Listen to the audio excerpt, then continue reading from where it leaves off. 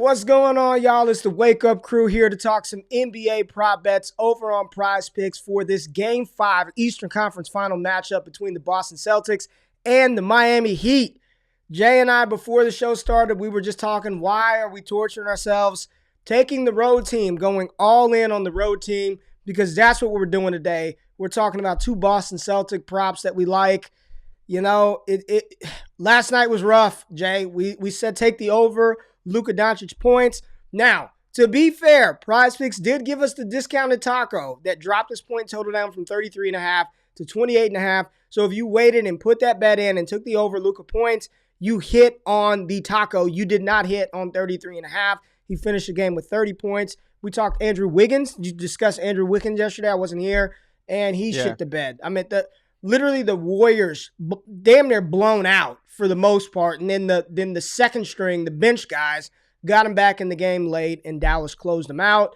But we found some plays from this Boston-Miami game that we like. We're all in on the road team again. This burned us severely when we were all in on the Heat. But I think we've got some good plays from the Boston Celtics that we like and we'll get into right now. For all the high-flying action, take a step back and relax. It's time to count that money, the NBA props. No look any further. You know what time it is. Presented by PrizePicks, NBA props. Let's count that money, man. All right, Jay, let's get into this early look at what we've got. And I'm liking rebound props. I like Jayson Tatum as well as Jalen Brown to go over their rebound prop. Tatum is at 6. Jalen Brown at 6.5. Now, in our projection model, Jay, we have them both projected at 7.5 rebounds. And we were just kind of discussing, like, between these two players. You see Jayson Tatum has hit or pushed in 4 of his last 5 games. He's pushed or gone over this number in back-to-back games versus Miami, with only that game two where he went underneath 6 boards. Now, we go over to Jalen Brown, and we see him at 6.5. He has hit this number in every game this series, and dating back to the final game versus the Milwaukee Bucks, he's averaging 8.4 over his last 5. I personally like the Jalen Brown. I feel more confident in Jalen Brown going over just based on the trend. But when both players are projected the same amount of rebounds, man, why would I? It's just the process, right? You know, Jayson Tatum, he gets to 6, he pushes, right? He gets that 7th board, he hits. Jalen Brown has to get to 7 in order for this prop to cash. So all things considered, all things equal, we've got the probabilities and the edges. I think they're separated by 5 percentage points, and it gives the slight edge to Jayson Tatum to go over his rebound total prop. So that's what I'm going to roll with. I do like Jalen Brown's number, Jay, but I'm going to roll with Jayson Tatum over 6 rebounds. Yeah, 100%. And I think the other contributing factor to this is that we know that Jayson Tatum is the guy who will take over at the end of the game if it's close. Jalen Brown has been that guy in some games when Tatum's been hurt, but for the most part, it will be Jayson Tatum. But the guy I'm rolling with is actually Bob Williams. And so the biggest caveat here, pay attention to the injury reports, pay attention to his health. They didn't pull it. You're on blocks and steals. I'm looking at Robert Williams over 1.5 blocks. And if you look at this, actually dating back to the Milwaukee series, he's hit this in every game. He's been in and out of the lineup. He's been injured. He's been banged up. But if he plays, he is getting you at least 2 blocks. We have him projected for 2.1 blocks. So again, we have projected to go hit that threshold, not just go over. I'm all in on Bob Williams, man. I think that Miami's going to continue to attack the rim, and I think they're going to need Bob Williams to be in this series, in this game. So I'm going to be taking the over on his 1.5 blocks. Ray, how do you feel about it overall? And do you have any plays from the Miami Heat that people could pair with this they could actually put a play in on PrizePicks? I can give you one if you need it, but I want to know if there's any that you're looking at right now on the board. I'm looking at an under for Jimmy Butler. The data says under, but here's the problem, man. They played so bad last game, and now they're back home. Like, they're just not going to play that bad again. They're not. So I don't want to touch any of the Heat. Like, if I had to take an under, maybe Bam Adebayo under his points, rebounds, and assists. Is that the one you were talking about? This is the one. He had one good game, and I've talked about this throughout.